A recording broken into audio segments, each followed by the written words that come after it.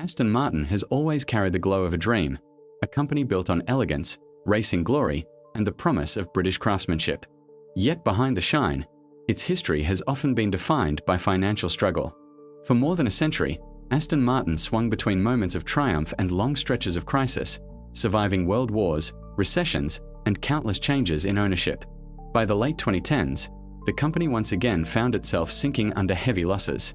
The sports cars that built its legend, the Vantage, the DB11, the flagship DBS, were beautiful, fast, and admired, but they were not enough to keep the lights on.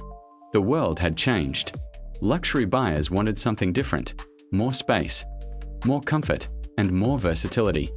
For years, Aston Martin refused to bend to that demand. Then came the turning point, the moment when the company decided to take the biggest risk in its history. That risk became the DBX. The DBX was more than a new car. It was a financial lifeline, a last attempt to rescue Aston Martin from yet another slide into bankruptcy. Building an SUV went against everything the brand once believed in. Aston Martin was known for low-slung Grand Tourers, hand-built engines, and the silhouette that once appeared in the James Bond films. To imagine the company producing a family-sized, high-riding luxury SUV felt almost like betrayal to traditional fans. But the leadership understood the truth. Refusing to evolve would mean certain death. The luxury car market had shifted dramatically. Lamborghini had the Urus, Porsche was thriving with the Cayenne, and Bentley found huge success with the Bentayga. Aston Martin needed its own entry, not just for prestige, but for survival.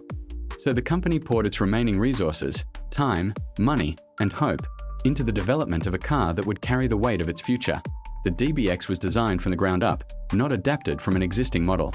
Aston Martin invested hundreds of millions in a new manufacturing plant in Wales, the first time the company expanded production beyond its historic facilities. Engineers created a new platform specifically for the SUV, something flexible enough to support future models as well. The gamble was enormous. If the DBX failed, Aston Martin would not get another chance. Every detail mattered, from the ride quality to the interior finish. The designers aimed to create something that kept the spirit of Aston Martin alive, while embracing the practicality SUV buyers demanded. It had to be fast but smooth, luxurious but strong, stylish but usable every day. It needed to feel like an Aston Martin even though it did not look like one. When the DBX finally launched, it arrived at a critical moment. Aston Martin had just gone public on the stock market, only to lose massive value in a matter of months. Investors were losing confidence. Sales of sports cars were flat. The company was burning cash at an alarming rate. The DBX became the one model everyone looked to, the single product able to shift the story. And in a surprising twist, it worked. The DBX quickly became Aston Martin's best-selling vehicle, responsible for the majority of its revenue. It appealed to wealthy families, luxury travelers, and customers who always admired Aston Martin but never felt a sports car suited their lifestyle. The SUV opened doors in markets where the brand had struggled, especially in North America, China, and the Middle East. It did not just boost sales, it changed the company's identity. The financial impact was immediate and powerful.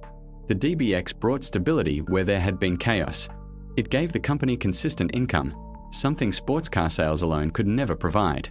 The model's strong performance encouraged new investors and revived confidence inside and outside the company.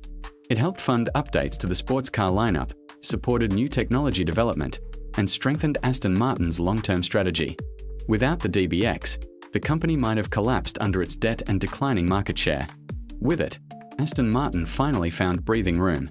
The DBX became not only a product but a symbol of survival, proof that even a historic brand can adapt without losing its soul. The success of the DBX also sparked a cultural change inside Aston Martin. For decades, the company had been held back by tradition. The SUV proved that tradition could evolve, that luxury could take new forms, and that a brand with deep roots could still innovate. It showed that customers were not clinging to old ideas but were ready to embrace something new, as long as it carried the same emotion and craftsmanship. The DBX did not erase the sports car heritage. Instead, it protected it. By generating steady income, the SUV allowed Aston Martin to keep building the performance models that define its identity. The company could invest in new engines, improve designs, and even future electrification without facing immediate financial collapse. The story of the DBX is, at its core, a story about survival.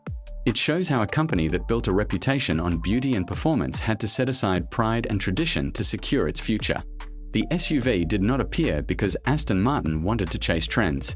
It appeared because the alternative was disappearance. The DBX taught the company that strength sometimes comes from unexpected places, and that reinvention can be a form of protection rather than betrayal.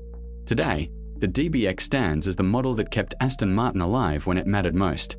It is a reminder that even brands built on legacy must move with the world, and that sometimes the boldest decisions become the ones that define a new era.